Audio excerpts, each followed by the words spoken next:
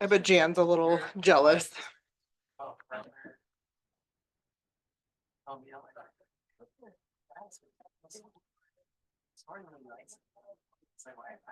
I'm only a year and a half in. Like, I didn't think it sort of like me at all.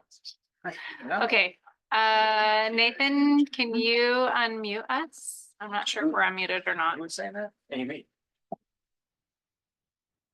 That's be doing damage. Cheers. Hey, Joe, can I get a thumbs up if you can hear us? Yes, I can hear you. Thank you. All right, let's call this meeting to order at 1800 with the flag salute, please. I pledge allegiance to the flag of the United States of America and to the republic for which it stands, one nation, under God, indivisible, with liberty and justice for all. All right. Any amendments to the agenda? All right, hearing none, we'll approve the agenda. Let's go into the consent agenda. Is there a motion to consider? Consider or approve the consent agenda as written. I'll Right. second. Motion and a second. Any discussion? I'll go ahead and roll call vote for Laura. Jamie, Yes. Russ, Yes. Soren, Yes. Christina's a yes. Can you sign in? Thank you. All right, let's go into patron comments. I have one patron this evening. So Clyde, do you want to join us up at the table here? Turn the microphone. And if you, yep, the button at the front of the microphone, if you just, you have to hold it down for a second. There you go. So thank you for joining us this evening, Clyde. Go ahead and talk through your OSBA board elections. Alrighty. Thank you, ladies and gentlemen of the board, for allowing me to be here today and speak. I think I've had a chance to speak many times at many different locations. You heard about my hunting trip. You heard about a few other things. I just want to introduce myself. I was raised in Oregon, went to Lebanon Community School District, graduated at the David Douglas School District in Portland. From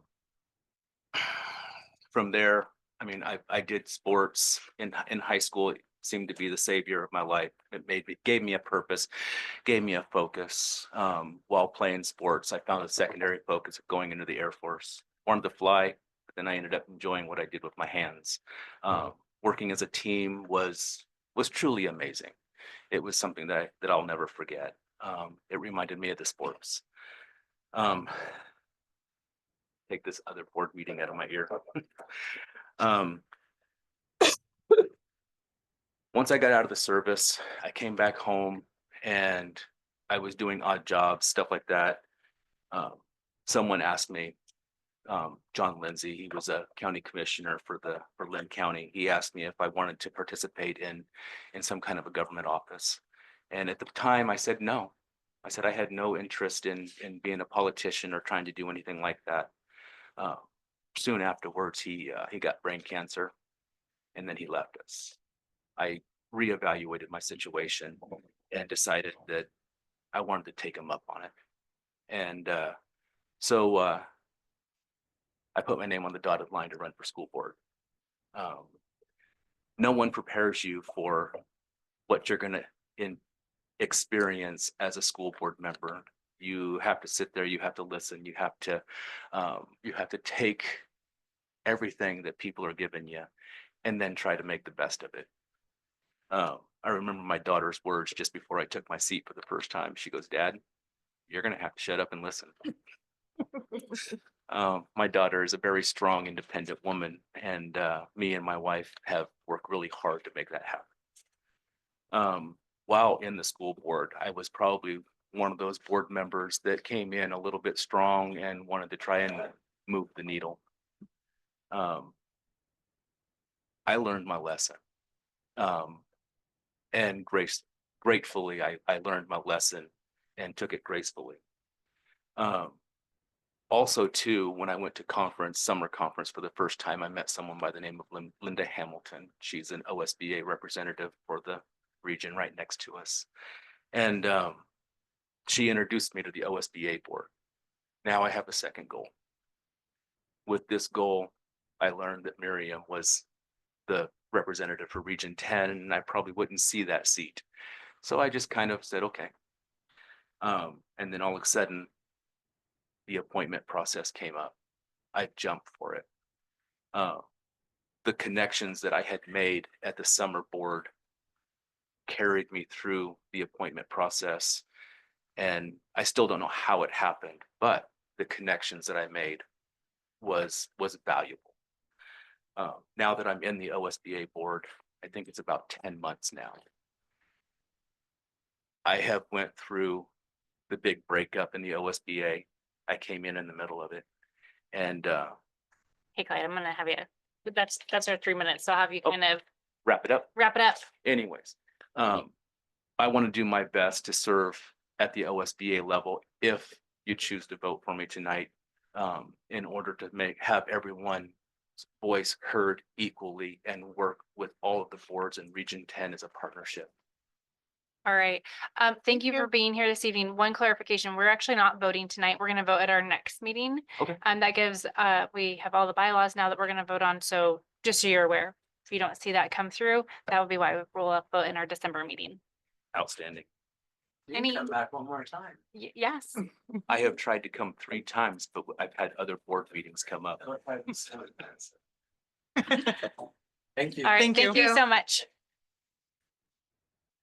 All right, we are gonna move into our superintendent report. So go ahead, take us through that, and then the principal report. The big, excuse me, I wrote down some of the bigger things. We're still working on the CT building. We gotta finish a couple projects to get the final inspection.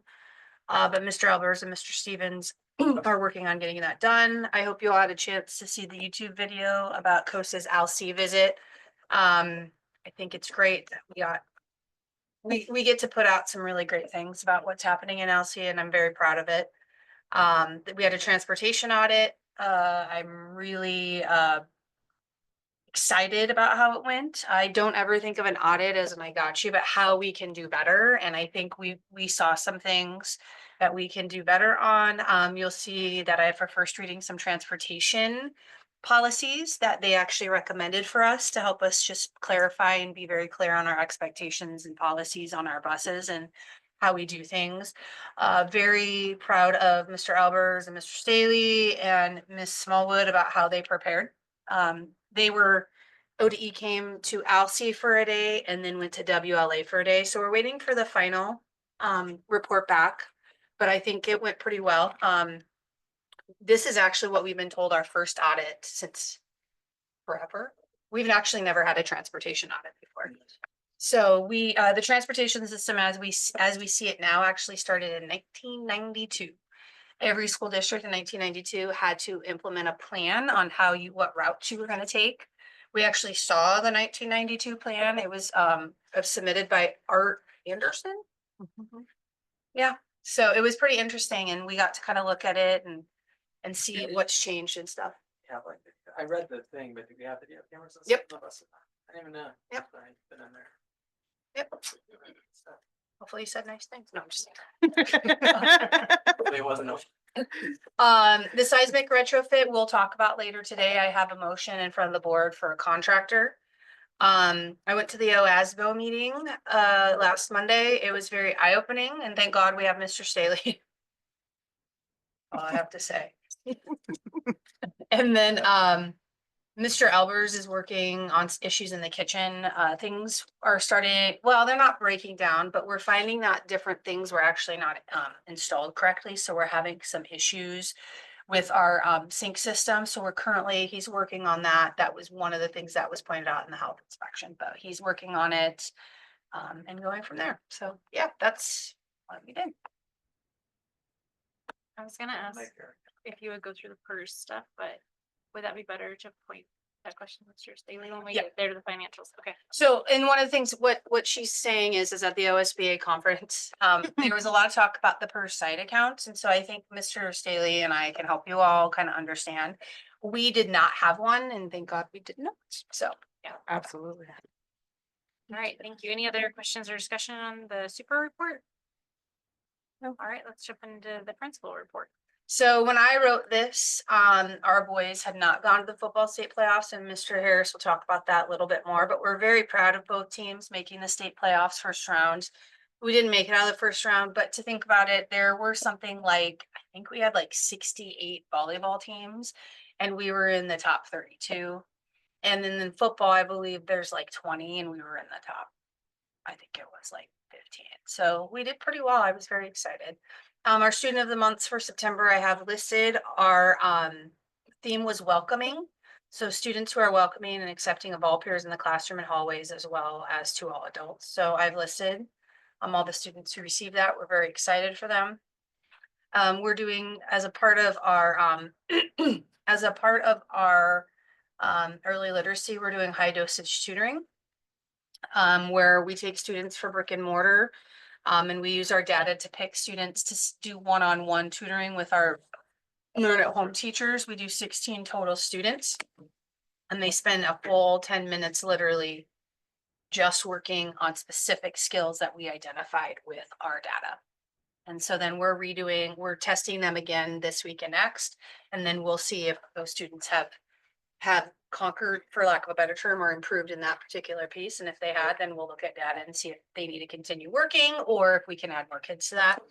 Our K-6 students went to Davis Family Farms. We do that every fall, which is great. I listed our volleyball all league. We had parent teacher conferences this past week. I believe this is one of the most important events we can have for our community. It just gives the family opportunities to come and see where their kids are at for 8.5 hours a day, to meet the adults they're with, as well as talk about academic progress. And then I really think that this is a great relationship building time as well. So Laura's still working on figuring out how many showed up.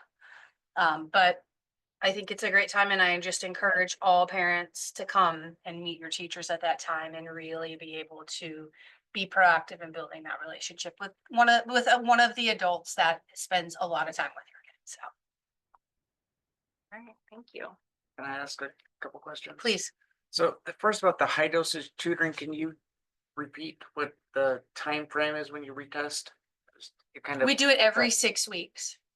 And so then at every 6 weeks after we get all of the testing done, I sit down with the second, third, and fourth grade teachers, and we see if the students we have picked, if they've improved on that particular area. And if they haven't, we continue to do that. Or if they've improved, if there's another kid that maybe can go into their spot. And we do 10 to 12 minutes every single day, where they literally in front of a computer with an adult focused. And we have an aide that runs it. So after the 6 weeks, if they've improved, they can graduate from that program. It depends on how much they improve. There are benchmarks they have to hit. And there are, I want to say there are 16 different things we test on. So we do the basic, can they identify uppercase and lower cases? Can they do all the sounds? And can they tell us the short and long vowels? And then we move on to CVC words. Can they do blends, things like that? The other question was really gonna be about attendance at the parent teacher conferences, but it sounds like that's. We haven't got them yet. Laura's still working on And it. I know historically that's been a struggle to get everybody there. I had a couple, so Laura's working on it. What we also do at these parent teacher conferences is we actually also put the address and phone numbers we have and be like, is this correct? And if it's not, then we update. But I will tell you, I went in my staff meeting today with my high school and junior high and high school teachers. The most that anybody saw was 15. And- So I think it's really about encouraging, and I'm gonna go back and kind of sit with Mr. Harris and Nicole and Sarah and Kayla and say, what can we do to maybe bring more people to, because really this is an opportunity to build those relationships. And it's easy when your kid comes home and says, so-and-so, but it's like, let's go meet that person and see what the environment is like. And then what can we do to be partners versus adversaries? So. Chris, did you have anything? I I just heard you over there a little bit, so I just want to make sure you had it. No, I was at parent teacher conferences. I could tell it didn't seem as busy as Mm-hmm. some, but there was a lot going on. And we came kind of late, so I didn't know how it was earlier. But I mean, I thought it was great. I mean, we talked to all the teachers. Yep. It just- They said about 6 that people just quit coming. So I don't know then maybe if we need to just do one night and one afternoon.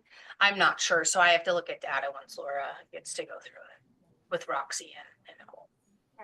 Thank you. Hey, Let's can jump- I, oh, sorry. I just Oh, go wanted, ahead. I didn't mean to do that. Sorry. This is my first one, so you guys will have to show me some grace.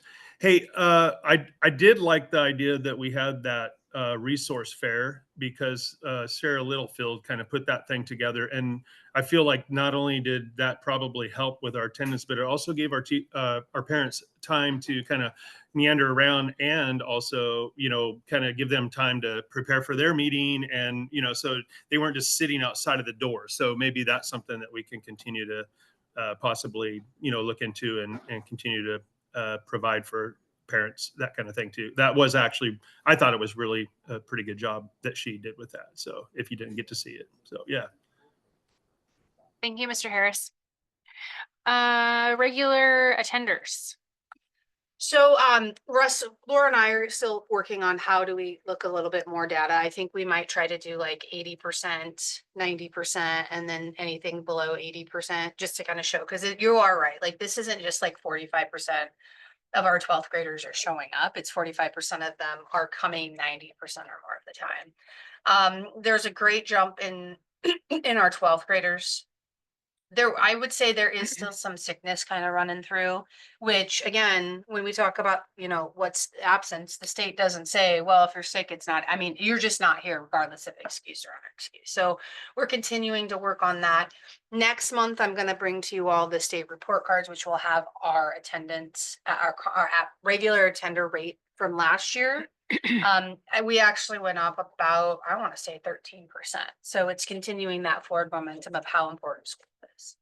Can I make one request in this space? Yes. Can we get the state average along with like this? I don't know if you can get the state average per month. We don't get, No, not per month. I just like what they say, like this, the percent or what their percentage is. like for last year or whatever. Yeah. Okay. Like just so we can compare, like, Yeah, I'll sit on the state report. I was just thinking like, we can compare against ourselves, but I'd love to see what Mhm. we're looking Yeah. at compared to the state too. Okay. To see if that's making any jumps. Okay.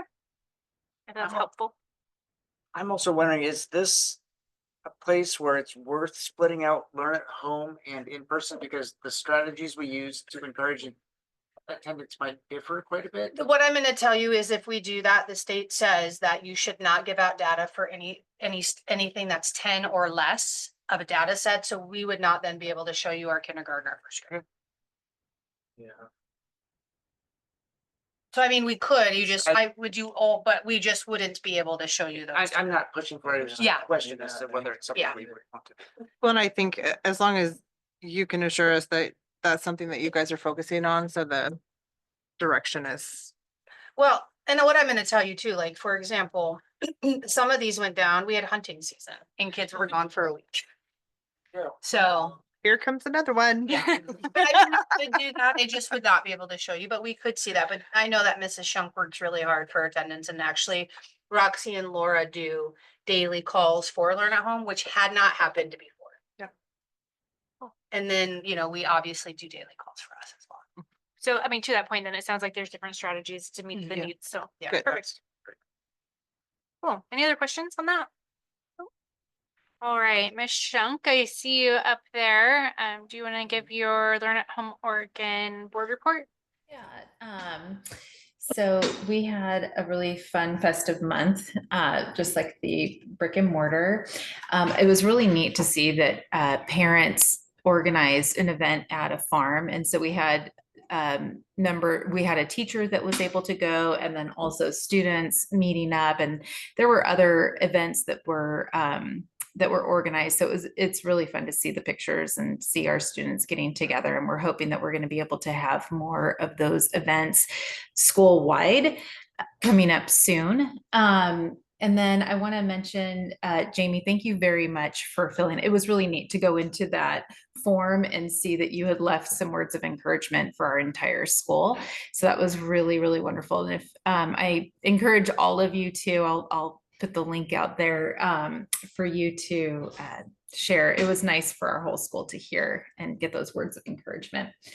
And we had, we have our spirit days, and kiddos at home are dressing up and doing just as much as they would in person. And it's really just fun to see that excitement. And it's so different than other online schools that are just module based and very, just they finish work and then they move on. These children, like I've said so many times, are having a very human experience, creating bonds and just really enjoying it. And one of the things I really want to mention is that I'm thankful to Krista and to the district office for sending our students shirts.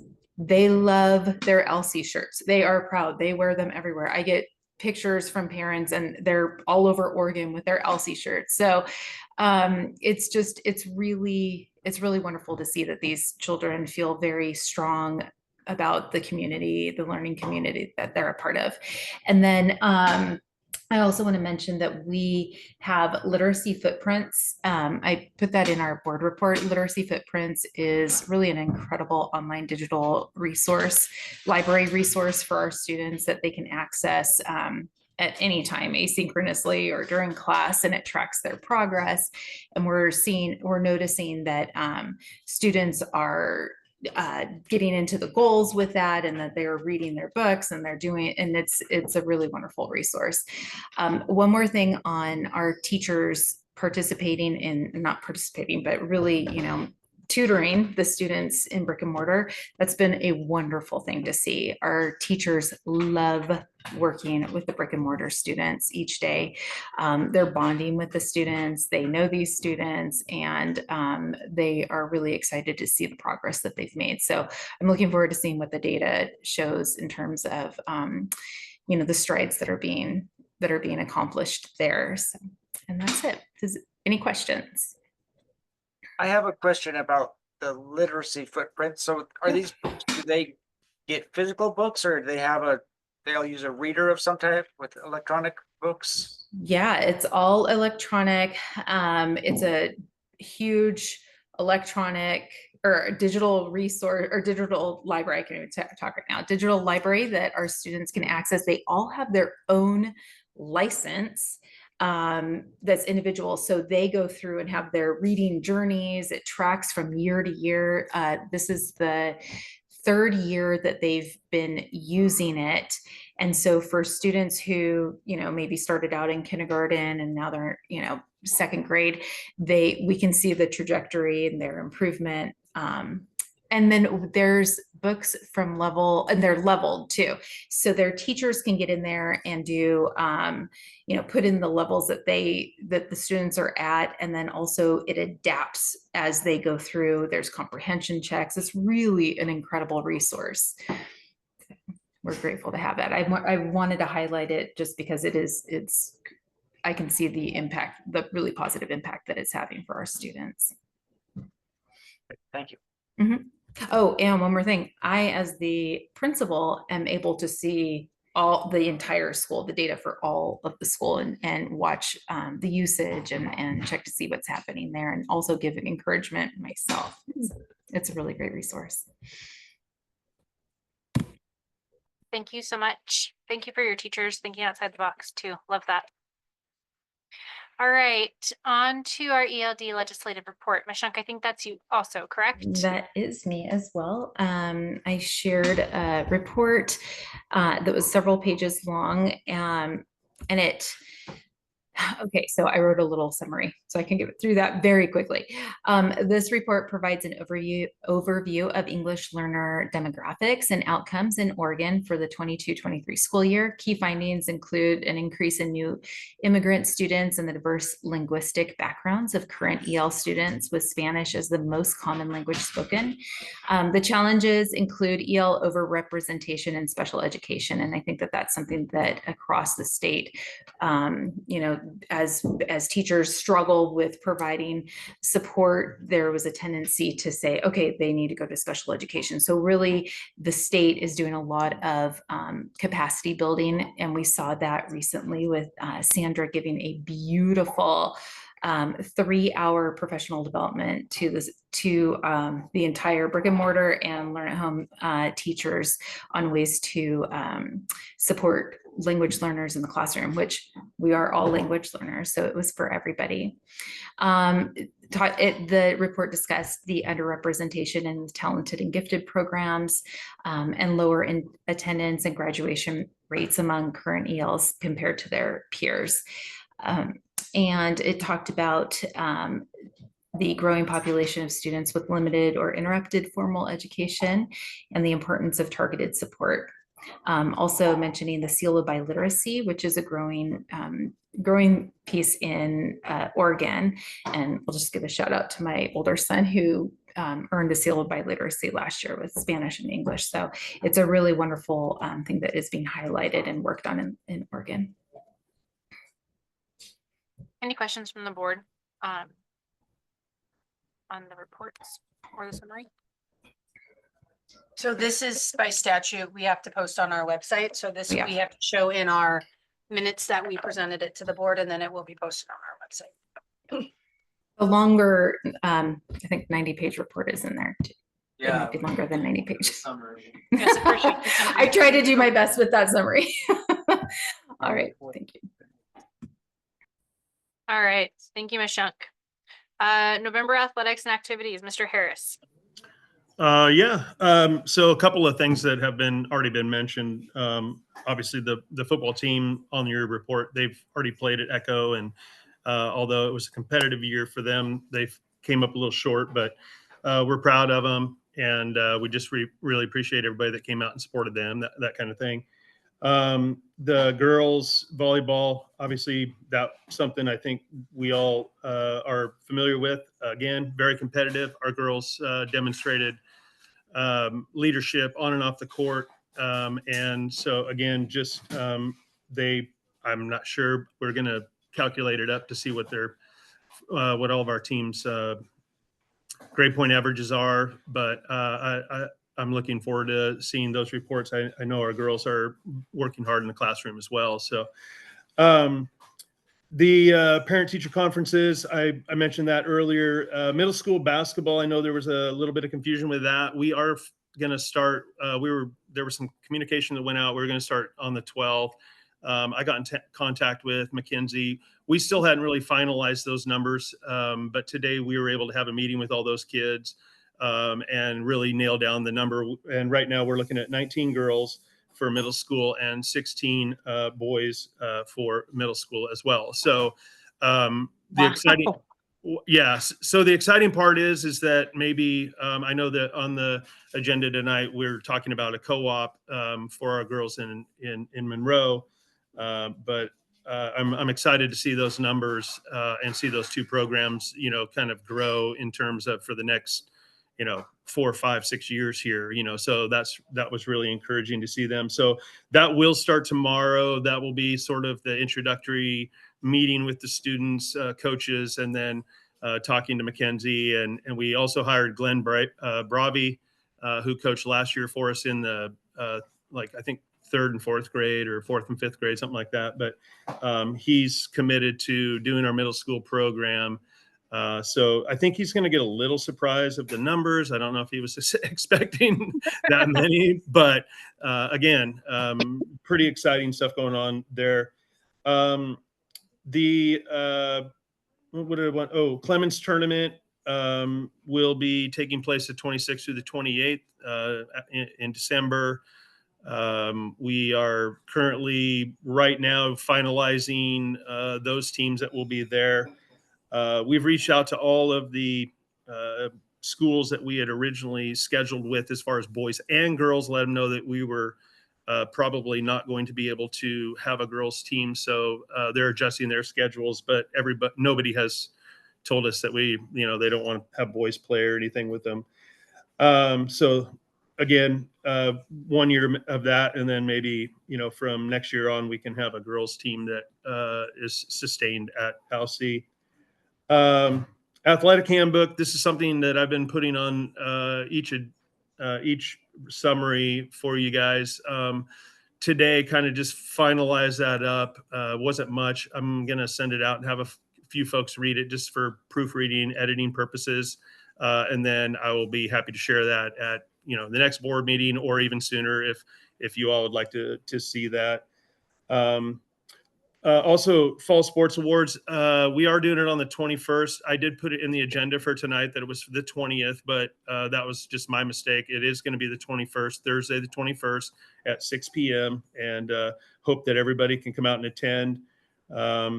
And also, last thing, kind of non-sports related, but still pretty important. The last piece, we're working with the Mark Summers from the LBL ESD. And we've got about 14 teachers that have reached out or faculty members that have reached out, staff interested in working on that committee. So that's like a crazy number for a school this size. In the past, having 4 or 5 teachers out of 150. So this is like really, really encouraging kind of number. And I'm excited to start working with them. And we just want to plan something that's going to be sustainable and rewarding and meaningful to our students as we move forward. We did obviously we do student of the month, but this last week we also handed out postcards. They're a blue they're postcard size, handwritten note from a teacher about what they think a student is doing in their class positively, and then those are mailed out directly to the parents. So hopefully folks will start to see those come home. Those are kind of really meaningful, I think, in terms of just giving students, like an attaboy and, keep up the good work kind of thing. So, but they really seem to have kind of an impact on that. So questions you have for me, that would be the time now, I guess. So. Are you running my meeting? No, I'm just kidding. Am I what? Any questions? I said, are you running the meeting? Oh, no, sorry. No, you're fine. You're fine. Grace, please. If it's not crossing the line, I would really love to take a look at that athletic handbook, please. Absolutely. Yeah, I can. I'm going to send it to Ms. Nerot and Laura tomorrow, and then they can disseminate it out to you guys accordingly. So yeah, absolutely. 100%. Great, thank you. So so remember, our policy says, just so you all remember, that the board doesn't have to approve the handbook. It's something that we will bring. But if you wanted to read it, we'd be more than happy to do that. Yeah, and any input, absolutely, 100%. Yep.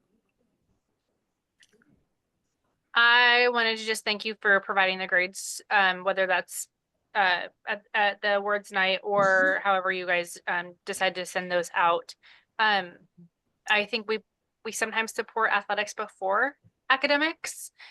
So really highlighting what our athletes are doing in the classroom is so exciting. I know that there's a lot of pride in this community that we've had really high achieving student athletes. And so really keeping a focus on that is awesome.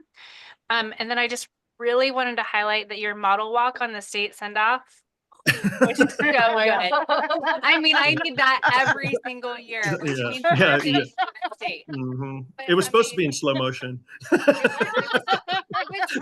No, seriously though, the culture and the climate, things like that. Thank you so much, Mr. Harris. Really Yeah, appreciate it. well, you guys make it easy. The students make it easy. Our faculty makes it easy. So yeah, I have a good time at school. So I appreciate it. All right, any other comments, questions? All right, thank you so much. Mr. Staley, you are up with our financial reports. I turn this on. It's already on the patron comments left it on Oh for you. my gosh, didn't have to do it. Nobody was gonna yell at you tonight. Yeah, it's true. Failed all this last year. Hopefully you had a chance to go through the statements. I'll briefly go. I know the students are ready to talk and I don't want to take too much time. I think the main thing I want you to turn to, if you've read it, is to go over the state school support on page 4, just to show where we're at on that. Right now, what we did provide to the state, we thought we were going to have 295 students. The first quarter numbers are 234. So your ADMW, you see the components there.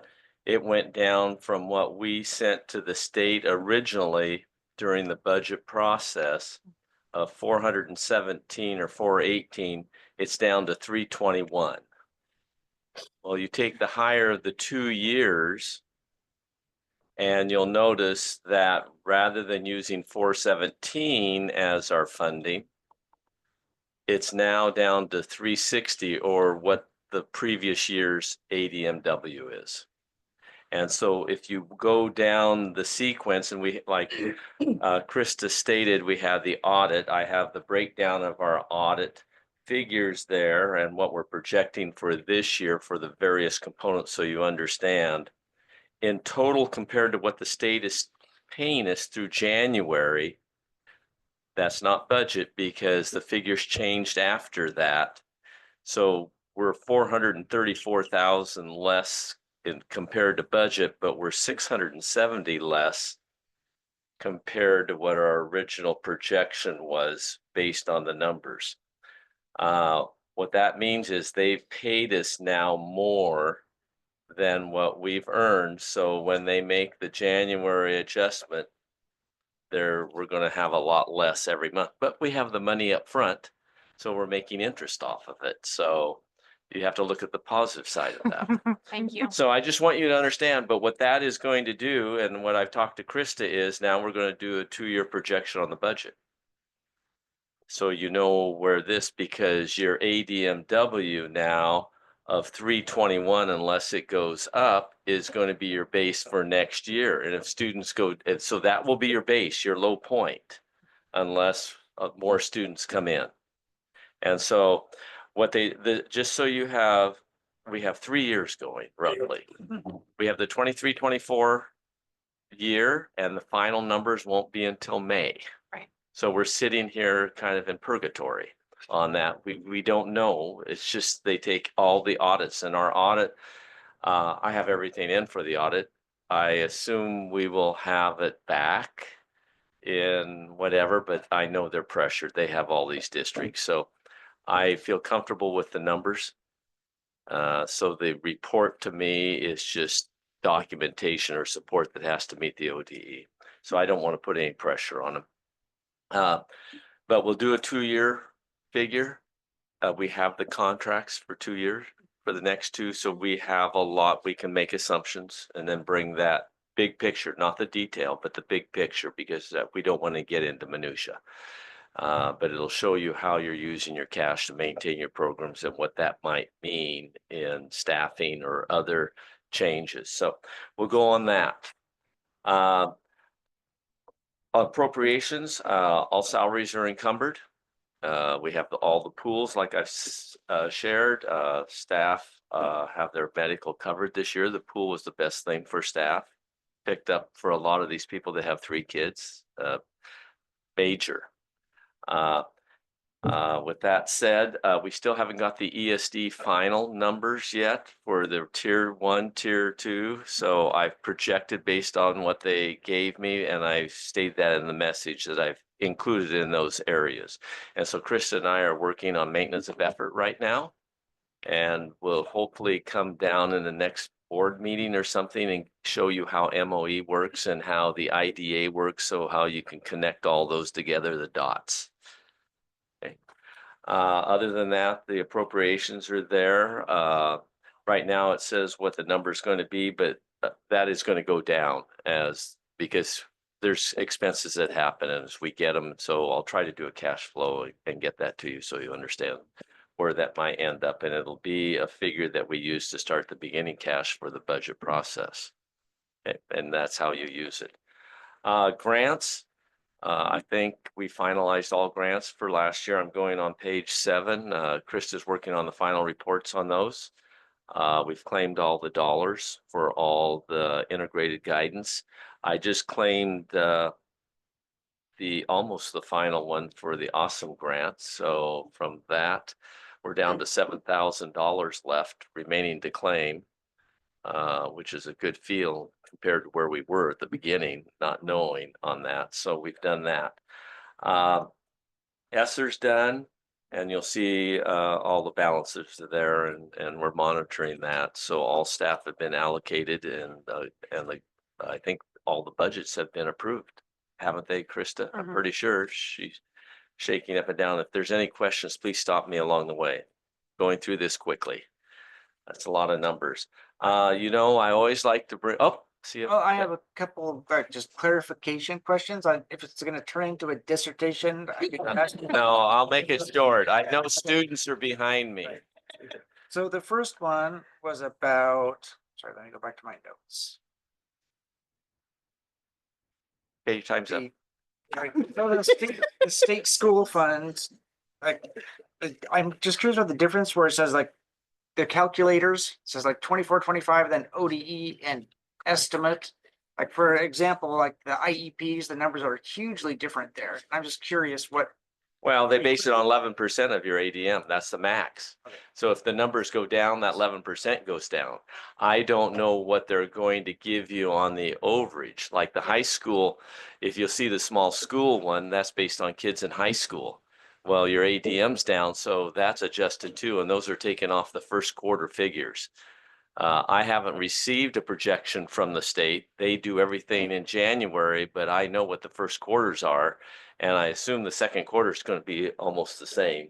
ADMW, I don't think, because the numbers you give me are still roughly 170. So it might change one or two or whatever, but those are the numbers. So I'm giving you, going back to that sheet, it's not going to be a dissertation. But what I've done here, starting from the left, giving you the 23-24, what the ODE has in there, but they haven't sent out the new numbers, but I know what the new numbers are in the next column, the estimate from the annual reports. I go in and look at them. I don't wait for them to tell me on the funding. I don't know what the per dollar amount will be, but I know roughly the ADM numbers. 24, 25, the first number 295, that column, those are the numbers that we submitted that we thought we were going to have in students. The ODE has based their payments on that. That's the next column. I'm taking the first quarter as the estimates there and adjusting everything coming down and using those numbers plus what we're projecting in expenses for depreciation and all that for transportation. So you know the components on that. Did I explain that? yeah, that's, Okay. Second question. it was about in the grant section, Okay. just a general question that came up in my mind. It was Title 2A teacher quality. I'm just curious what is included in that. Is that like based on the quality of our teachers? So or what- like- So what that is there's Title 1s through, I believe, 5. What they allow us to do, however, is to take our Title 2 and Title 4 and put it together into one grant. They call it the REAP grant, which is the Rural I don't know. Education Achievement something. Program. So Program. perfect, yes. So actually, when we say Title 2 in there, we don't need to fall under what Title 2 says. I actually put it together with the Title 4. So, however, even though they allow us to put it together, you still have to do it individually. When Don goes in, he has to actually go in and take money out of Title 2. But the Title 2 and the Title 4 are written under one particular plan, which does include teacher quality. So we did PD out of that. And it's like, it's not a lot. So it's like 6,000, but it comes together. We just put it out because legitimately that's how we have to go in. Okay, so my very basic part of my question is that, so that money is designated to use for PD. Well, I did it in the plan, but because it's REAP, we don't have to. So like some of that money we did towards PD, but some of it I also did for like consumables. So if we wanted to buy more math consumables for the classroom or manipulatives or things like that. So it's not necessarily just teacher quality. That's what it's called. Because actually when you start it as a smaller school, when you start doing those different titles, they have such rigid rules. So that's why they allow us to put them in as one. So we don't have to follow as rigid of rules. Also, for your information, Title I, you can carry it over to the next year. So you always plan, maybe you have a surplus, you can carry that over. Title II and Title IV, you can't claim over. So it's first come, first serve, and I make sure I expend the Title II first, then the Title IV, and then I go to Title I. as long as it meets the budget. Mhm. And That- Title I, you can carry over only 50, up to 15%, and I make sure that we're within that. Yep. Thank you. Okay, good questions. Yep. Went over the grants. I always give you food service to keep that in front of you, to know where you're at. I will never not have it in there. You'll see both the financial statements where I'm projecting, but I'm estimating the food cost based on last year plus the increase, but I won't know until I get year end based on what Corvallis bills us. And you'll have there, we are projecting around a 62,000 funded by the general fund. And once the dollars come from the general fund, they become federal dollars. I hope once it goes into the food service, it's not local dollars anymore. They become federal, and they're under the control of the federal government. So under USDA. Participation, just to show you that, what that is, I always say everybody gets it free. The question is, I wish everybody ate, because it would be a big plus to the school district to increase that participation. Because that would be you're getting paid almost on a 90% free and reduced rate. There's the components of per meal cost, so you can see what the various categories of that on page 11. Pretty consistent from the previous month. Then going over the other funds real quickly, you have your debt service. Monies haven't come in yet. They come in November. We've already got our first payments. We've already had to make our first principal interest payments, but we're starting to get turnover in the month of November. So that will be shown next month. Then you'll see the capital projects. You have 3 capital projects funds right now. The one there, 400, I think it's covered mainly just the windows. Correct, Krista? Where are we at? Sorry. On 400 on page 11. Just to keep people informed, the 400 has just been for the replacement of the windows so far by Keenan. Yep. Then you go into the bond. Right now, you have a report from Chris and Nancy. What I show in the books, we're around 90,000 remaining balance, but there's still some differences between hers and I'm not going to go into pennies. It's a waste of time. But we are getting near the end. We've claimed 30,000 on the Awesome today, and we have 7,000 remaining on that. That'll be when CB gets done with their HVAC on that. And that's can only be on the current building, not the CTE building. Last is the seismic rehabilitation grant. We've made our first claim on that. That was a learning experience. So yeah, I know what they want now, and Bryn, she's listening. She's smiling in the back.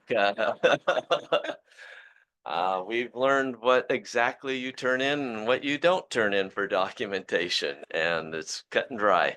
So we have it down to a science right now, and we made our first claim, and it was already approved. I wanted to go over the last one. 16 is the unemployment reserve. You set that up during the budget process. And just for the information, during the before Krista and I got here, you had major reductions. And that affected the unemployment drastically. And we were spending about $40,000 to $50,000 each quarter on unemployment claims. And we're still paying claims, but our claims are down right now, but we had a reserve in a liability, and I moved it into as a revenue. I can't just take a liability. I had to move it into as a revenue. That's why you'll see that, and I've adjusted our payroll to reflect we're going to collect that, but the laws have changed. So we have and I don't know if you know that, we can go over that in a work session or whatever, but we still have a future liability coming up with the way they adopted new laws and who can claim unemployment during breaks and various things. So we have a possible liability coming down the road. So this reserve this year will determine how much we need, and then we can adjust payrolls in the future based on that. And hopefully it won't hit the district very hard. But you mentioned two terms today, and I just want to explain it briefly and we can have it in a work session. Side account in PERS means you refinance your PERS UAL, unfunded actuarial liability. They charge you so much each year and you say, I want to refinance that because I can borrow it on the outside at less. Well, sometimes that doesn't work. And districts are seeing that they made profits before, but now they're catching up and you've heard the horror stories It's scary. already. Just really quick, I think ours is 1.39%. Increase. That's what we increased, Increase, yes. yes, Because you have not funded. the side account. Mhm. We have. Yeah, that's going through Piper and refinancing, selling bonds, and then you have this debt out here. And then you give your money to PERS, they put it in the side account. You have a debt here and you're making money inside. It's kind of, it was hard to explain the first time I refinanced. Yeah, you're refinancing. All you're doing is refinancing and giving it to PERS. They're going to make more money than charging you, but if they don't make money, You have to- then you're paying, you have this debt here and you don't. So So we're not hit by sometimes this massive- for a bigger district, it was great. When I was at Canby, it was great. When you're a smaller district, you have not that many people. So I don't know if I could recommend it. Well, judging by other districts from what we heard, it's going It's to hurt them, so we're in a substantial. good space. But I was just hoping I wanted you to explain that just a little bit, so we all. heard Yeah, the so same side message. account, that's refinancing, setting up a reserve is a different thing. Yeah, we're Which I hearing, was talking to Krista about setting up a reserve that puts money over here for any increase, you could use the reserve to offset that, so your staffing stays same, it's not affected by that. There's two ways of doing it. we were relieved to hear 1.93 because there were districts that were talking 10, Oh, yeah. what, 10 this year, 15 next year for over 20%. Yeah, you've been absorbing it over the years, now they caught up. Whew, So, thankful. yeah, but it's the number of people, it's different when a West Lynn compared to an LC, when they have 1,800 staff. That was a lot of information tonight. I'm Thank you. sorry. No, I thank took you. their time. Are there, I see tears in the background. What, I don't care about you, I worry about students. I'm That's right me. in the middle, because if I hadn't asked them then, I'd be like, I'm not sure I could drag this out any longer. Any questions? any questions? Yeah, If I think of any, I'll email you. Okay, very good. thank you so much. Should I turn this off? No, leave it on, please. All right, next up is actually our construction report. They're not here today. Okay. They're on vacation, but everything in there, the only thing that major we need to do today is I have it under new business. I need you guys to vote on the CMGC contractor. So, but everything's going on with our seismic, along with our seismic. We're currently working on the second grant. And so we should be submitting that ZCS on behalf of Alsea School District should be submitting the second grant application at the end of this. Wonderful. Sammy, thank you. All right, student representative report. If you would all three like to come up and. I want to say I'm very excited to have you here at our table and I look forward to this partnership moving forward. So don't be scared. We got you. So come on up. It's our first time too. So Lila will have you give the report for your student representatives this month. So thank you. And we have it in front of us also. So go ahead and start. Read it. Yes, please. I'm scared. School has always been full of exciting experiences, but some moments stand out more than others. From just going to class to unforgettable field trips, I've had my fair share of fun memories at school. Whether it was participating in Spirit Week, competing in a friendly sports match, or working on school projects with friends, each day it brings something unique and memorable.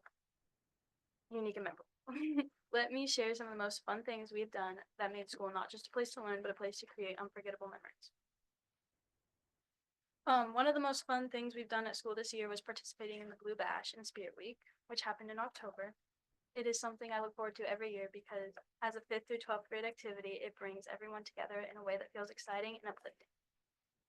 Going along with Spirit Week was Powder Puff football, where the boys coached the girls in a football game against the other 9th through 12th grades, and Ironman volleyball, where the girls coach the boys for a game against the other grades in volleyball.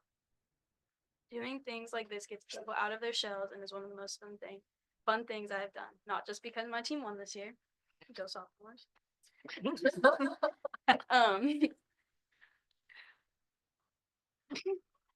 students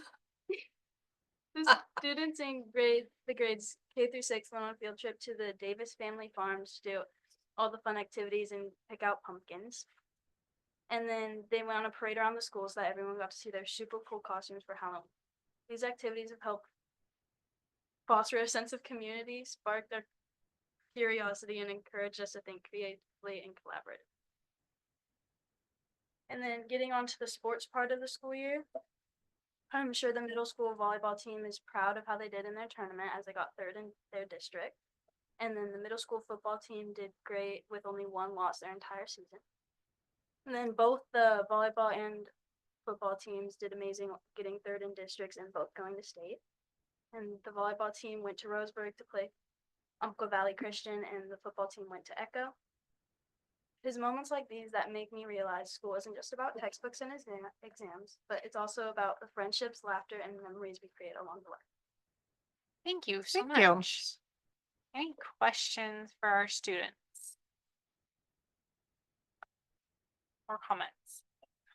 I would like to just ask, so next month, when you think about it, I would love to hear what you feel about being in a K through 12 school as a high school student, because we don't have many of them in the state.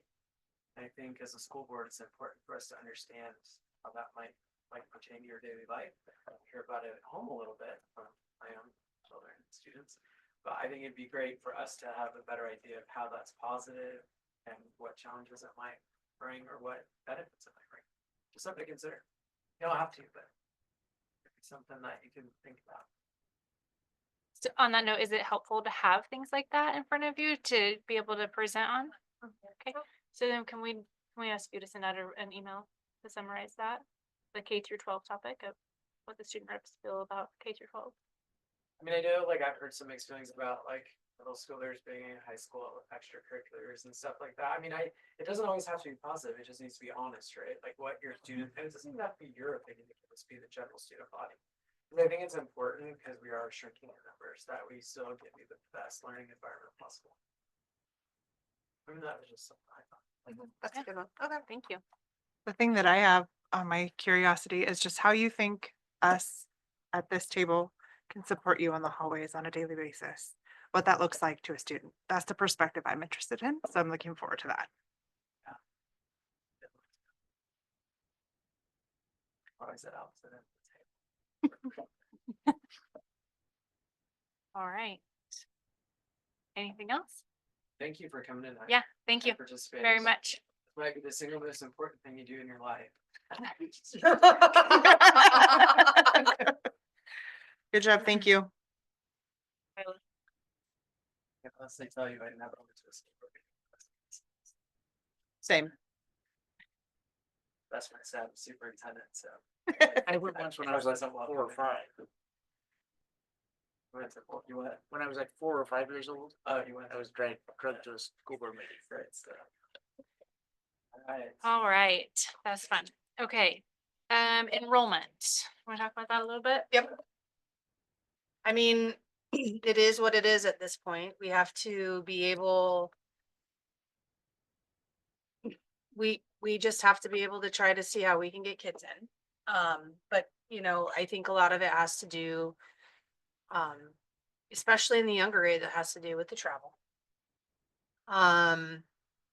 We're doing the best we can with what we have and going from there. So the hard part, I think, for us is that it is travel. There is travel.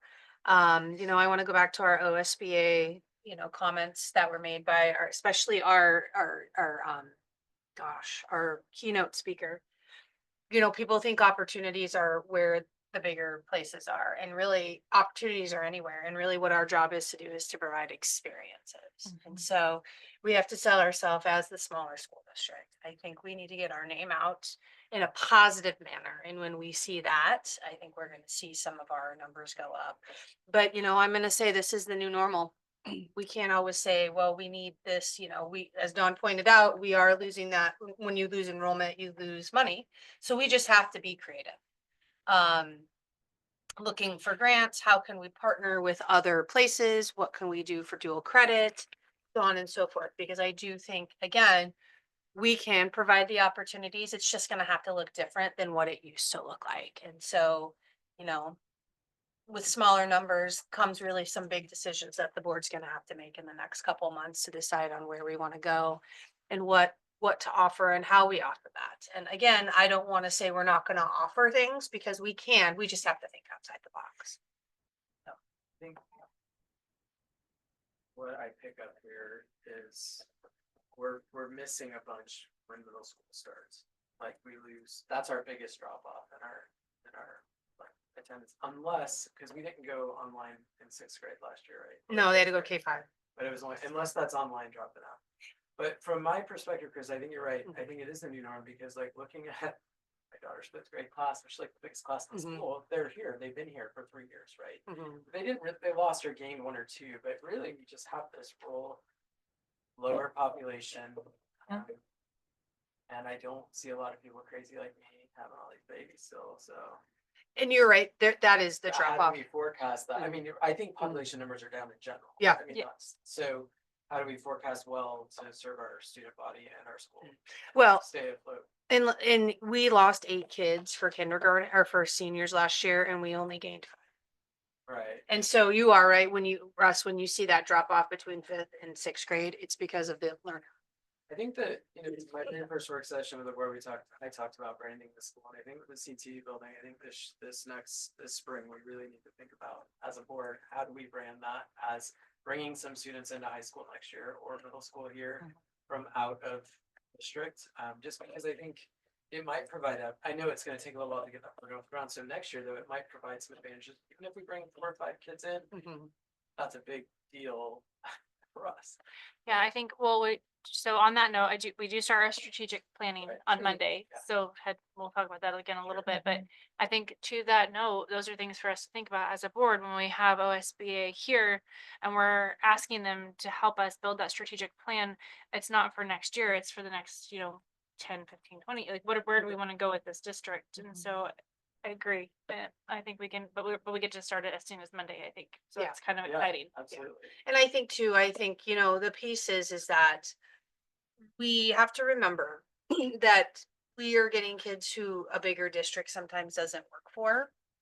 But some of the kids that we are losing want that bigger district, kind of feeling with the opportunities. The other piece, and we actually had this said to us by a younger kid who came to us from a different school district, and he said, in my other school, I got out at 2:55, and we said, we know, bud, but here we get out at 3:20. And he says, and I'm 40 miles away from home. And so that's really hard when you talk about that with younger kids. And so, one of the things that I think we really do need to focus on is how do we keep the people who live in Alsea going to school in Alsea? Right. Because we have a lot of this, well, I'm going to Philomath, and I understand if you work in Philomath and taking your kid with you. But I see a lot of, well, I'm going to Philomath because there's more opportunities for my kid and better teachers. Well, if that's the perception, we got to figure out then, how do we get that perception to flip? Because again, I'm a small school kind of gal. And I truly believe that opportunities aren't where the bigger places are. Opportunities are what you make of them, and you have the same opportunities in any place. You just have to know how to do it a little different in smaller schools. So, They're just blaring in larger schools. Yeah. We moved here from the Portland School District 3 years ago, right?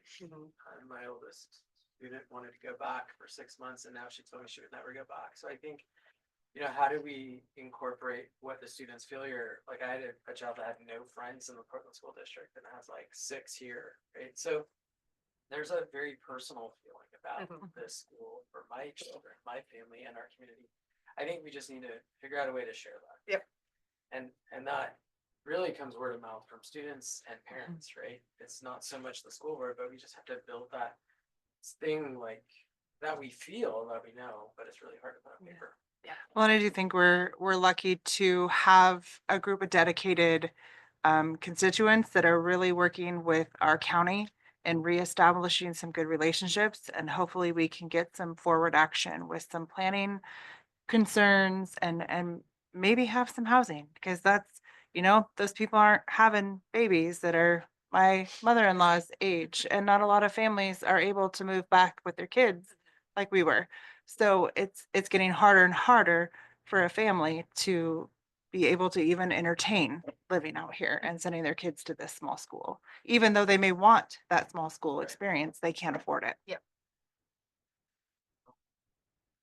I do think the strategic plan will help us really focus about what we want to do. And so I'm excited to start that process. Mhm.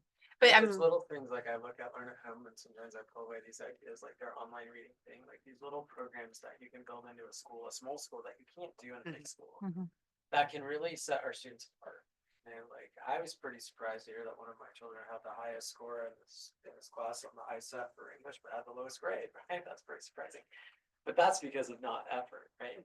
But if you take those kids, we have a lot of smart kids in the school, and just give them these little things, I believe as a parent and a school board member, as our kids learn and grow academically, the school will grow.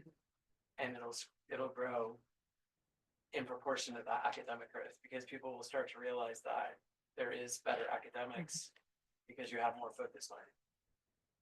Let's hope.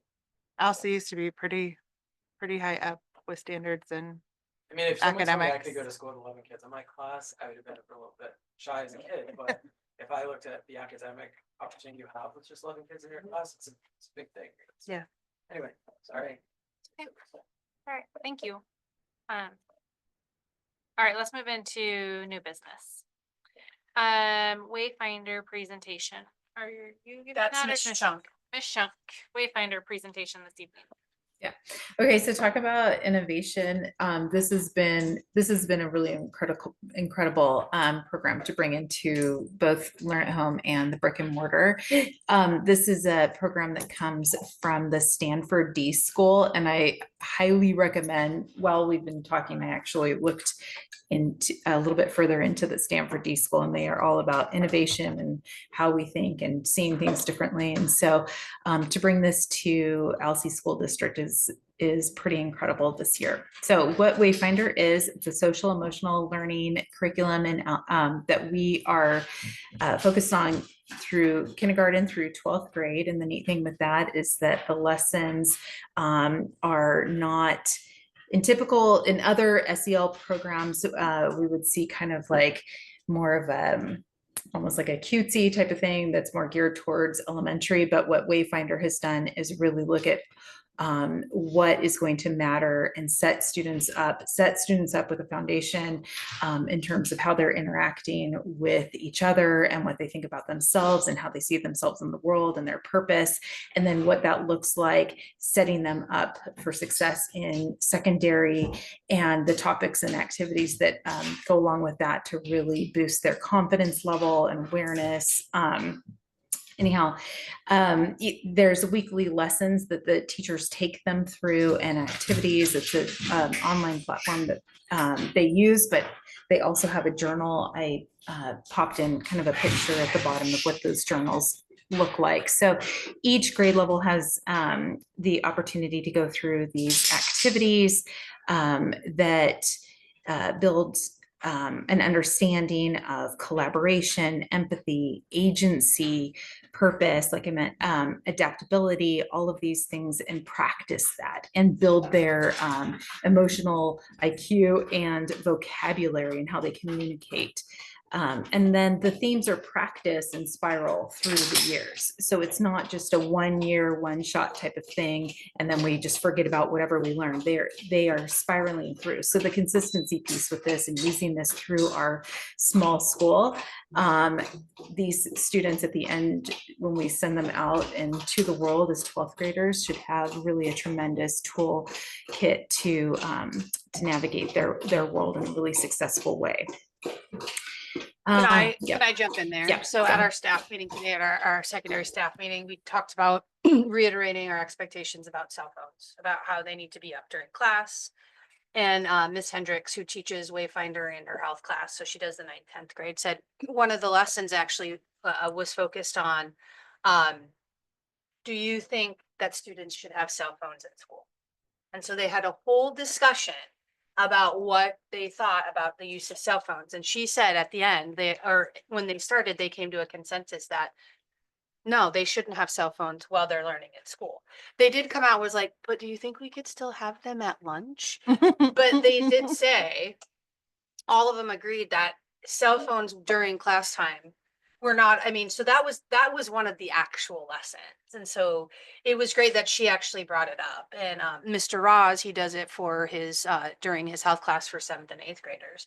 They talked about what was the difference between being mean, what was a conflict, and what was bullying, and what do those look like, and how do we help with as a bystander to navigate when we see those behaviors pop up. And so those are types of things we talk about anyways. I know, and Ricky is doing this as well in the junior seminar class, and it's talking about like, how do you go out and be confident in a job interview and things like that. So this is a lot of those skills that they're gonna need anyways, as well as how to just be good people. My question with that is, and maybe this year is not a good example because I don't believe 10th graders are doing a health class Mhm. currently, but SEL is a hot topic. It Mhm. can be a trigger point for some families.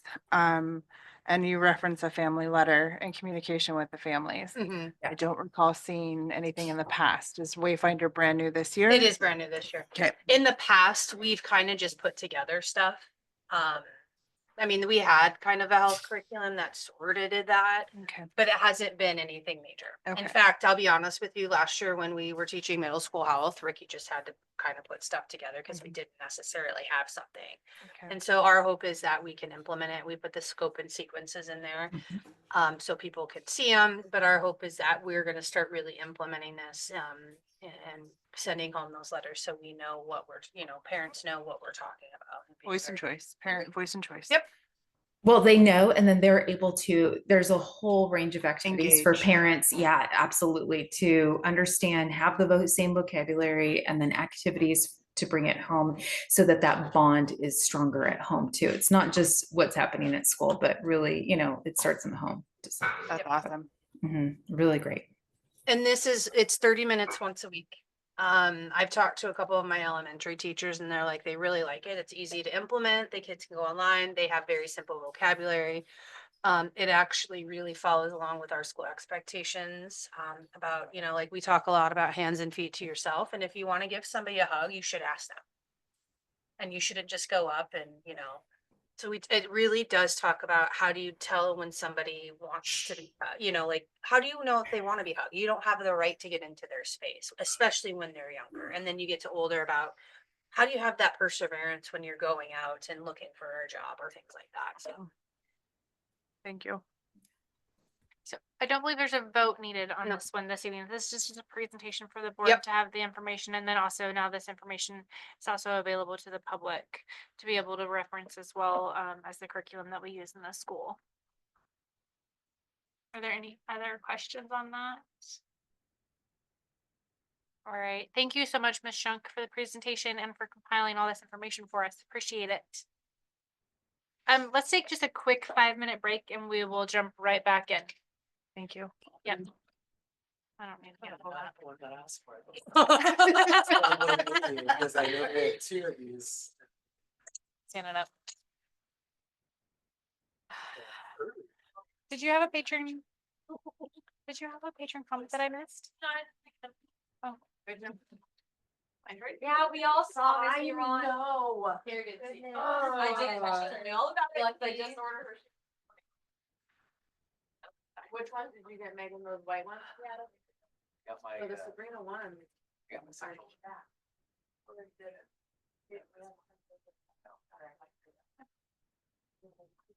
Thank you. And she's like, she won't feel it. And I said, really easy. Really, really nice.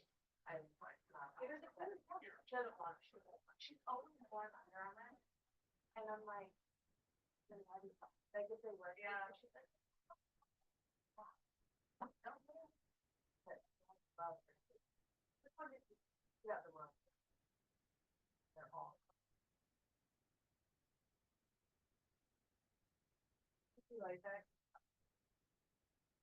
I do see a picture.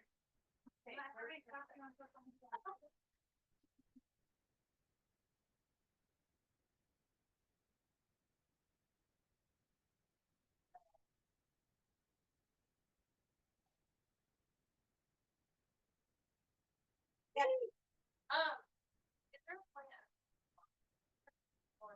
For the Apple.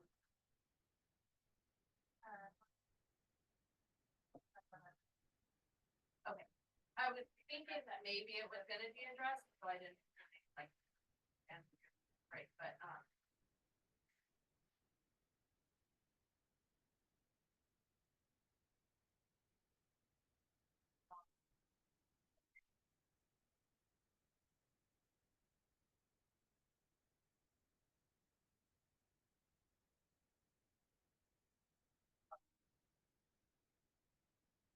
I'll remember next time. Deal.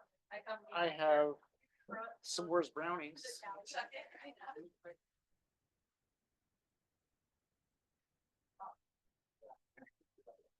It was me today. It's been a day.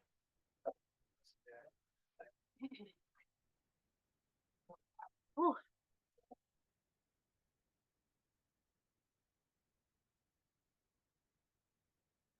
Gust. Yeah, it's like. Brian, probably as long as it's back. Wrong seat, Russ. So about habits. All right, that is way quicker than 5 minutes. Whew. Good job, you guys. You rock. Let's go ahead and jump back in at 7:16. And SIA annual report. Sorry, I was on the wrong. The ODE requires us to present, answers to 2 questions to the board. So question number 1, so we're talking about where is our progress contributing to the growth? We're talking about our 9th grade on track. We hired, using our SIA money, we hired somebody who is a full-time working on that. So I would say, I'm very happy to say that in 2022 to 23, our 9th grade on track was 61.5%. And remember, 9th grade's on track is that you get 25% of the credits needed for graduation, which for us is 6. Last year, all of our freshmen were on track to graduate. So having that person there who is dedicated, I think really helps us to do that. Another example I would say is the attendance. We have the family liaison. So the year prior to last, our regular attendance rate was 50.8. Last year it rose to 68.3. And so I think it really helps that we have the family liaison who connects families to services. We have daily phone calls home. Like I said, we didn't realize that that our Learn at Home wasn't getting daily phone calls home. And so we implemented that with our secretaries. We're using our money to really talk about how do we celebrate that attendance is something that we do at LC. So we do it through our, public recognition, shirts, sweatshirts, things like that. So those to me are the 2 major things where we've seen really that progress and implementation. For challenges or barriers, and I'm just going to throw it out there, one of the major pieces for us is that our ADMW was so high that our grants were high. And so right now, what we're having to do is saying, okay, what are we talked about that we went down 42% in our SIA. So we're trying to figure out what programs can we still sustain and what do we have to pull out to the general fund. And so same thing, it's really hard when you're funding with FTEs, when you don't know where that boundary or that level is going to go. So right now, for us, we're really just trying to track to see, I'm going to use, for example, we hired an instructional coach using our CIS money or CSI money. Well, we were able to pay for 3 days a week for that coach completely out of the CSI money, but because of our reduced ADMW, now we can only fully pay for 2 days. And so, we're talking about, while we're making strides, it's hard because we're trying to figure out how do we implement systems while cutting back. And we have to remember that you can't implement something in 1 year. It's over time. And so slowly as we look at where we're gonna finally end up in terms of ADMW, I think once we kind of get to that foundation, that'll be easier for us to say, how do we sustain with the money we have?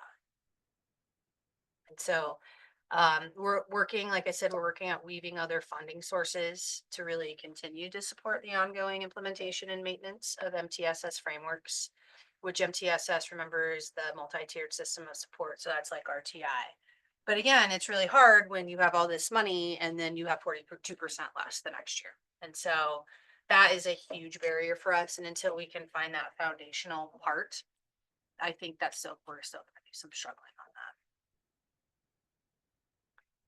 Thank you for that Any transparency. questions on that at all? All right, there's no vote required for Nope, this one. I just so- had to show it to you, Laura. Yep. Can you make sure you put it in the minutes and then I'll give it to OD next week? Thank you. All right, next up is our Monroe Co-op. Mr. Harris, are you presenting on that, I assume? Yeah, I don't know if everybody's read it, but basically we're right now, as far as at the high school level, lady interest in basketball is down to just sort of a core group. And so in the best interest of them, in the best interest of giving them, a chance to play and not only play, but play competitively, we've reached out to Monroe High School and look to them for a co-op opportunity. They've been more than receptive to that. And so we're just kind of looking today just to get you guys to approve that co-op. Everything else all the paperwork and everything pretty much has been done in terms of that co-op. So right now, we just need your permission to move forward with that. Is there a motion to consider? I'll make a motion that Policy School District approves the high school girls basketball co-op with Monroe School District for 2025 school year. Okay. Russ motion, is there a second? A second. All right, discussion, Russ? I think we talked about last meeting, everything's still the same. Are you gonna make a motion? Yeah, it's unfortunate, but. Yeah. They wanna play, let's let them play. Sorry, families, that you're facing that, but thanks for your dedication with your kids. Mr. Harris, when do they start practice? Is it on Monday? Yeah, the 18th is the official OSAA start date. So that would be when they would start. Okay, and then communication to families can go out after tonight? Absolutely. And we've already got their schedule for the first 2 months. So we can get that put up on the events calendar as well tomorrow. I can start working on that tomorrow to get that put up. And so everybody will know, when they're playing, what time they're playing, those kinds of things. On the LC events calendar too? Oh, yeah.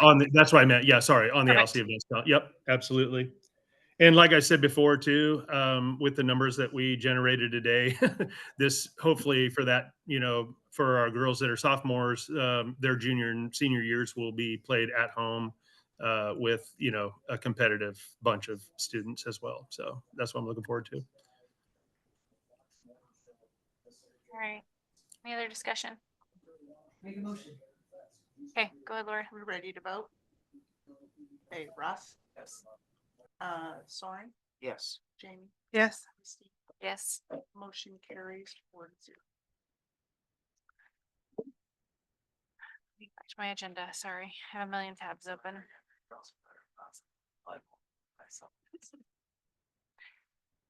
All right,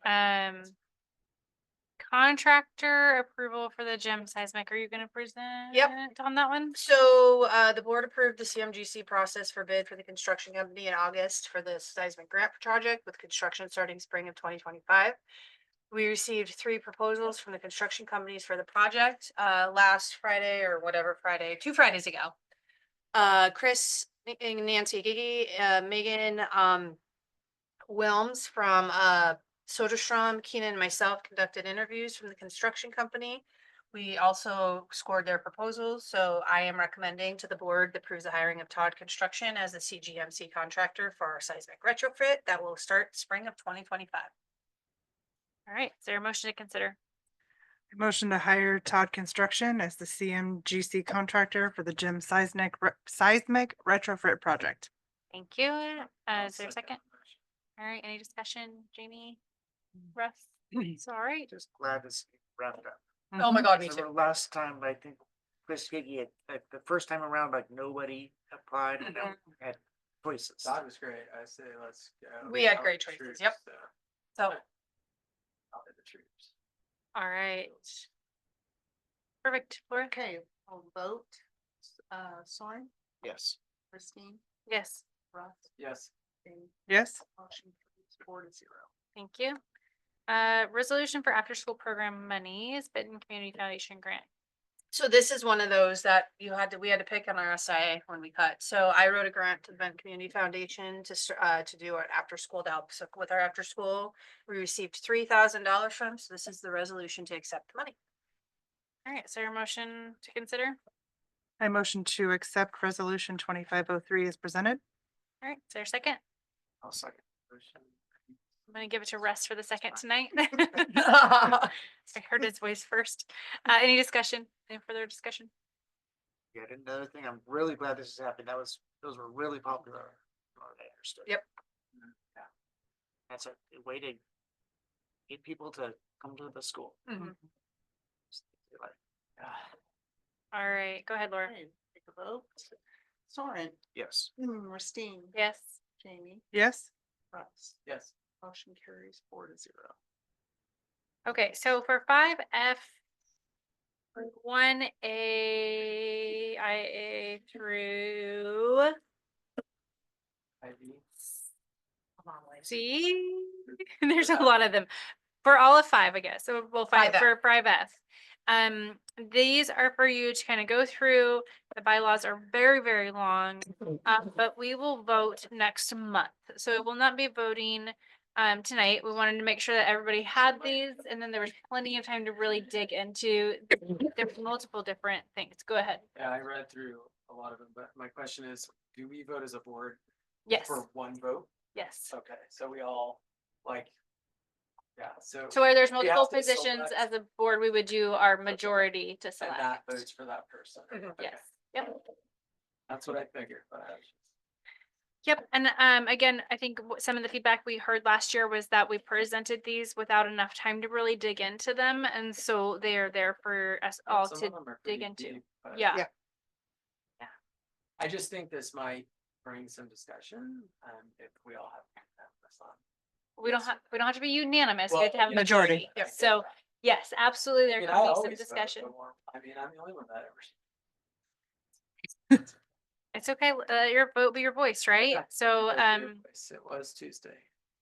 so go ahead and, yeah, take a look at those. If you have questions, if you Okay. could direct them to probably Krista or I, so we can get That's what I wanted to anything chat with answered. More for you, because this is. Actually, it is. This is Yep, just school this board. is So a just school send, board. Okay. send questions to me and I can connect you, or I can connect us with answers.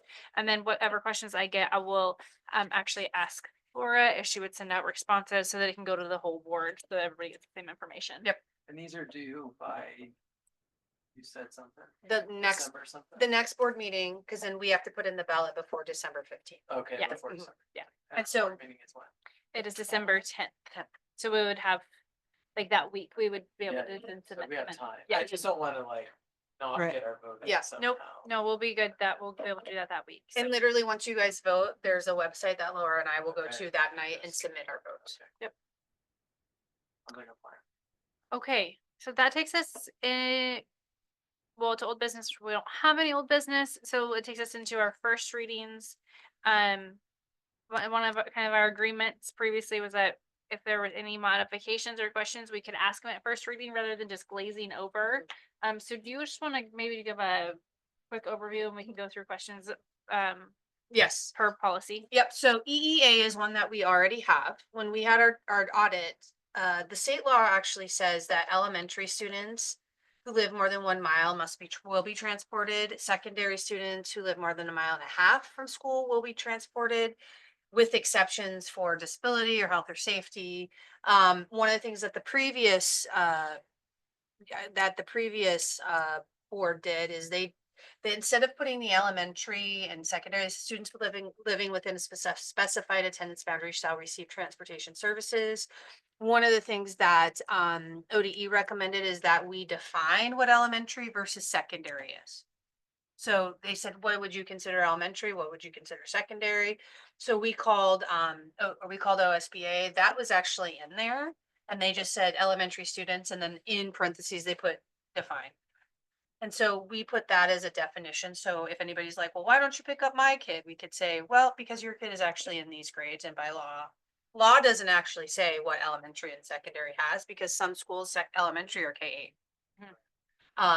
And then as we go to the second page, one thing that Keenan and I both noticed is that it just said the school bus driver. As school bus driver, we also have vehicle drivers. So we wanted to make sure that it said school bus or vehicle driver, because, you know, if one of our coaches has to take a type 20 to a game, they are responsible for that safety. And so the other thing that I went through, that Keenan and I went through, is instead of always saying the superintendent, we put the building administrator. So registration. So for example, if there is a violation in our building, really Mr. Harris takes care of the discipline. So they wouldn't come to the superintendent.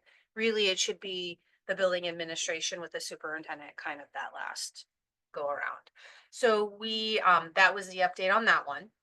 Can I ask a question really quick? Yes. How come on the next paragraph, it says the superintendent / but then we put building principal? Is there a difference in the way you see that? For building administration versus building principal? So building principal or designee shall ensure transportation officials and drivers. So ultimately what this is saying is the building principal is to ensure that the protocols for behavior. So really they're more dealing with the special education or the health and safety, whereas the building administration could be just, you know, like if you only had one person here, or, you know, if you just had the principal, then they would take care of it. But this way, the building administration whomever could do more of that discipline part. Thank you. I have a question. Yes. Really simple.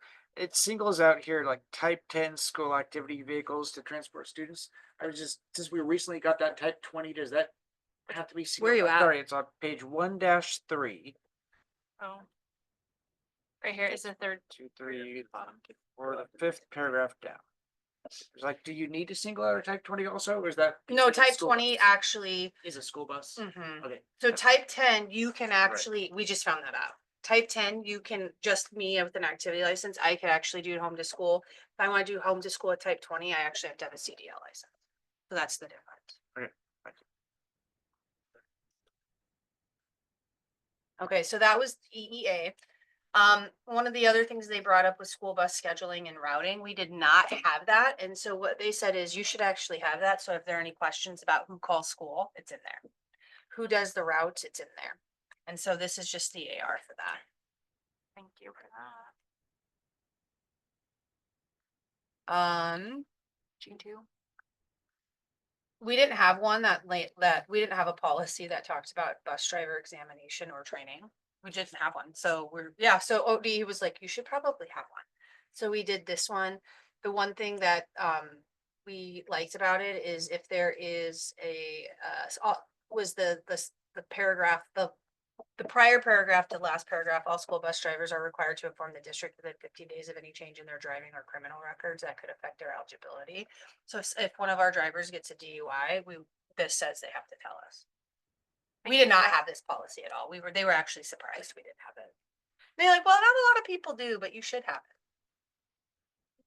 it. And then we thought for the video cameras on bus, they also said we need to tell people that we have them on bus, and it's just more of a clarification, and it's clear that we do have cameras actually in all of our vehicles, and they're on at all times. And so Mr. Harris and I are going to work to put into our student handbooks that there are vehicles on transportation vehicles, so that'll be their notice. But if you look at the AR, we said that, that we will not be notified. They'll just assume, we'll say at the beginning of the year, we have cameras on our buses and that's it. And I think this really, and it also talks about if there's an issue, it gives timelines. So video recordings will be stored for 5 days. If there's a review of a student or staff incident, we will take those video recordings. If somebody wants to see them, here's how you get them, you know. And then it gives everybody that timeline versus going, well, you didn't give it to me and da da da da. It's just there. I have a question on Yes. this one, sorry. Okay, so. Not that I want to get into this, but I also think it's important, like, how does something like this, so let's say, parent comes to school, says this incident happened, I was notified by my child. And there's like that complaint, we have that 5-day and that complaint process. Does that give the school enough time? Do we have enough data stored essentially to pull that to review for any complaint that's handled starting at that lower level? Well, it says in here that the bus recordings will be stored for 5 days after the initial recording, unless a request is made to view a recording. So My if they come in and say like, oh, I want to see it last month, we don't have it. Okay, well, they can't put a complaint, their complaint has a 5-day window too, I think, and so I just want to make sure those are aligned to kind of like, They are, but you're thinking of a formal complaint. So if a parent comes in, well, yeah. parent comes in and That's true. says something happens to this. So this is truly what happens. The parent comes in and says something happened on the bus to my kid and I want to see the video. By law, we can go on and look if we have it. However, I can't just show you as the parent the Right. video. I have to do all this, but this then gives us a timeline to do all these Okay. things. This is more of, so if we do discipline a child based on what we see on the camera, we actually have to keep that video in their educational I got record by you. law. Okay, that helps to understand kind of those timelines and how they work together with Yeah. other things. Well, and the I- other pieces of the viewing, I thought this was important. It says, if we're gonna show a video, it's going to be done in the district office. It's not gonna be done here, there, and everywhere. It will be done in a safe spot. I'm concerned with 5 days not being necessarily long enough. That's about all we have though. In What- terms of Like our storage. How do we like, so do we have like 5 cameras? Like, how do you erase it if you're recording every day, let's say the week? You switch the camera? Nope, it just literally, once it runs out of storage, it deletes it and it goes back. Okay. Yeah, so it's not Or- cloud I didn't know server.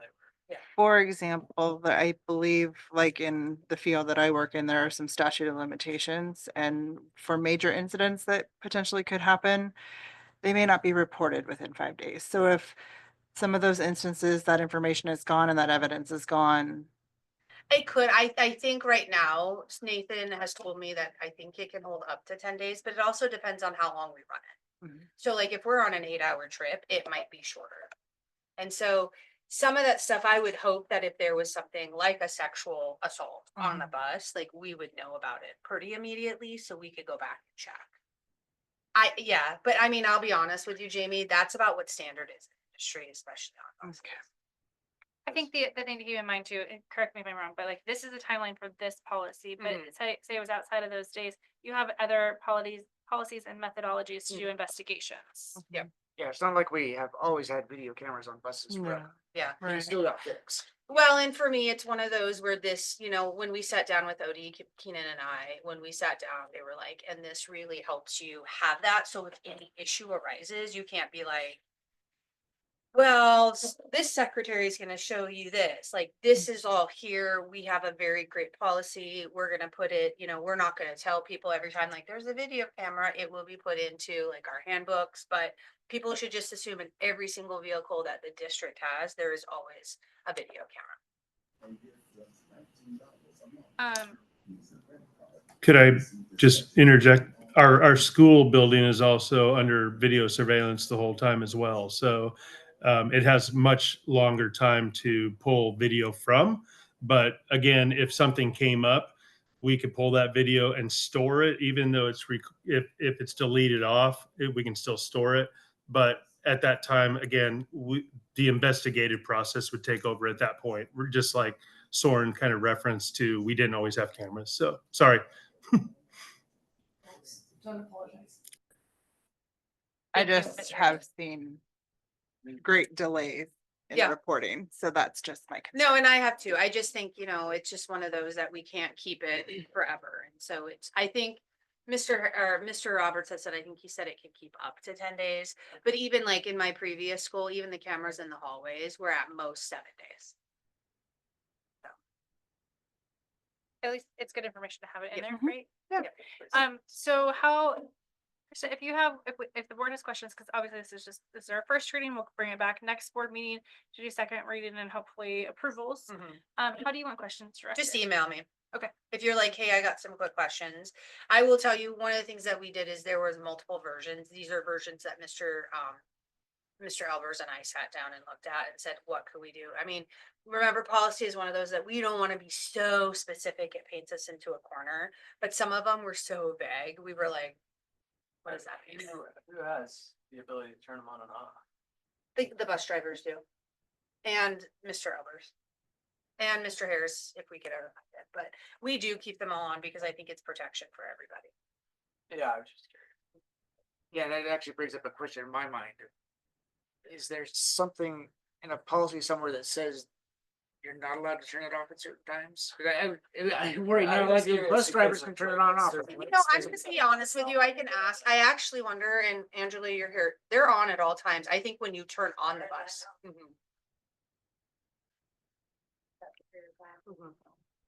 I do agree, I think it's like an hour after.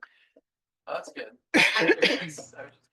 I don't actually, be honest with you, I don't think anybody can go turn them off, I think it's an actual, they're in this case. And so I think you have to go into the case, and I think the only person who has the key to the case really is Roxy and Keenan. Yeah, that's fine. I was just like. That Yeah. answers my question. Yeah. Because like the school ones on the hallways, I can see them, I don't know how to turn. I only say because you get stories from your kids that you don't substantialize until you go to a parent teacher conference and find out like the whole school story. And then you're like, oh, wow, this is a bigger deal than I thought. So I'm just curious. That's just important. Yeah. Anyway, good deal. No, these are good discussions. they are. So, Thank you. questions, concerns, comments, additional things, we'll ask that they go straight to Ms. Newrot, and then, those will be summarized at our next board meeting. We are supposed to go into executive session, but can I ask the board, can we move board comments up? So if people want to leave at executive session, they don't have to wait to come back for board comments. Would that be Sure. okay with everybody? Future Yes. agenda items also. Yeah, we should. Okay, just well, make we're gonna go this- back into open session anyway. have to I go- just didn't know if everybody here wanted to stay for all of that, so. But let's, I don't care, I don't mind, we can do for future agenda items too, I think don't we have could any do issues. I'll make a We motion don't- to hear board comments now and executive session afterwards. Cool. Second, I don't think we need a second, we No. need an agreement, Yeah, yeah. just need an agreement, thank you. I'm not against doing it all. If someone has a future agenda item, Okay, could we just perfect, hear it? so let's start with board comments. Throw it out there. I want to folks. thank the student reps again for your time. I know it's hard to be here all day and then come back, so I appreciate it and I look forward to hearing from you guys more often. Same. Thanks for coming. Best day of your life. Now go home, get your homework done. I thought I had something really important to say about the We conference. probably did. But I was like, it was so important that I didn't make a note, but then now like whatever it was, but. Yeah. That was a great presentation by you two. Mhm. Thank you for getting up there and doing that in front of everybody. I hope it was helpful. Yeah, It other was people great. there. Yeah. I thought it was great to tell our Elsie story and where we're at today. Yeah. The only thing I had for board comments was that I would like us to discuss it at a future meeting. It does not have to be tonight. A work session. I know that's everybody's favorite thing, but we need to bring the board operating agreement back. I think we're maturing as a board. And I think with that, maturity comes some additional standards that we hold ourselves to.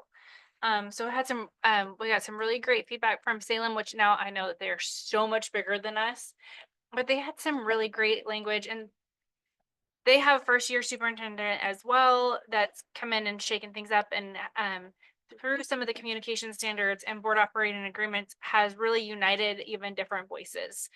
So what that does for a community and things like that, I just really would love that to come back again, so we can just keep working on that. And the conference was super amazing. I feel like we always have so many ideas and not enough time to conquer them all, but it was a great opportunity. Okay, future agenda items. Oh, did I cut you off? Sorry. That was I was ready to move on to the future agenda items. All right, future agenda items. I was going to, I added the board operating agreement to the future agenda items. And I also wanted to make a note, with an election year coming up for a seat or two on our board, that I think we need to be prepared to have a defined and approved onboarding process for new board members. We've all worked really hard for the cohesion that we have. And I want to be able to not have new board members necessarily feel like we felt in a fire hose, and have really good practices in place to welcome them to our team so they don't feel lost and scared and stressed. So I think it will always be a fire hose. I'm gonna be Well, super yes, fair, but I do however- think the lost and stressed piece we can mitigate. And I Mhm. think I 100% agree with you. Like I was thinking of a mentorship program also. Something other there than- is a school district, and I will have to look at my notes to find out exactly which one, but they were going to send you a magic book, an onboarding Ooh. book. Perfect. I remember getting like just a. Stand by. So Laura, can we, when we get to our agenda meeting next month, can we talk about putting, at least a work session on to start some of those conversations? I know we're gonna be into the throes of the holidays, so I may have to wait till after that, but at least we can set a date. Thank you. Any other future agenda items? Okay. Well, on that note, we have an executive session under ORS 192.660 we will review and evaluate the employment related to performance of our chief executive officer, of any public or public officer, employee, staff member who does not request an open hearing. We will close open session at 7:45. We will come back into open session after we are complete. You're welcome to stay, but if you'd want to leave, this is that time.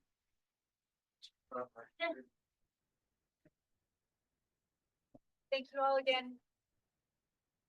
Thank you, Clyde, for being. It is going to be Rose's book from Hillsborough.